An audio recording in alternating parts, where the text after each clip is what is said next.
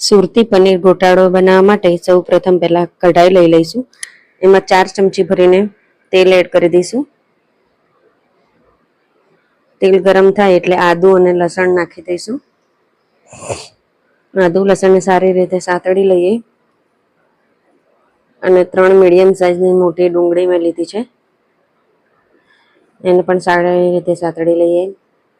તો ફ્રેન્ડ્સ, હું 7 થી 8 જણા માટે આ બનાવું છું, એટલા માટે મેં ક્વોન્ટિટી વધારે લીધી છે. તમે તમારા ઘરના સભ્ય પ્રમાણે હોય એ પ્રમાણે એડ કરી શકો છો.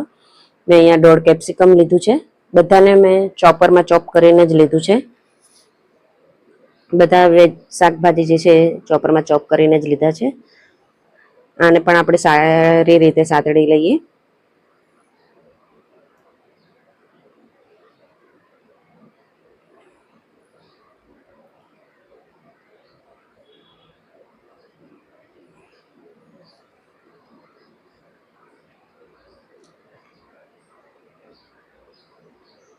હલાવતા જઈશું અને સાતળી લઈશું.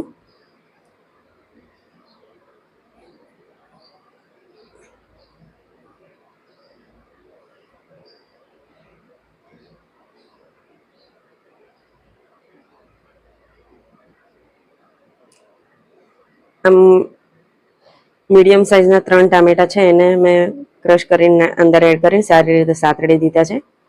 હવે બધા મસાલા એડ કરી દઈશું. મીઠું, પાઉંભાજી મસાલો,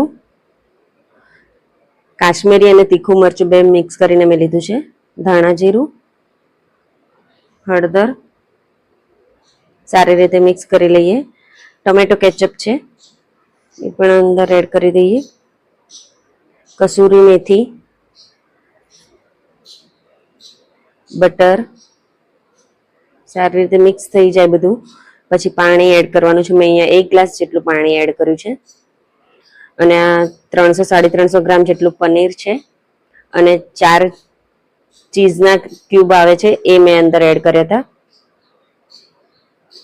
છેલ્લે થઈ ગયા પછી લાસ્ટમાં ધાણા એડ કરી દે તો આપણો થઈ ગયો છે પનીર ગોટાળો. તો રેડી છે પનીર ગોટાળો. Bye bye.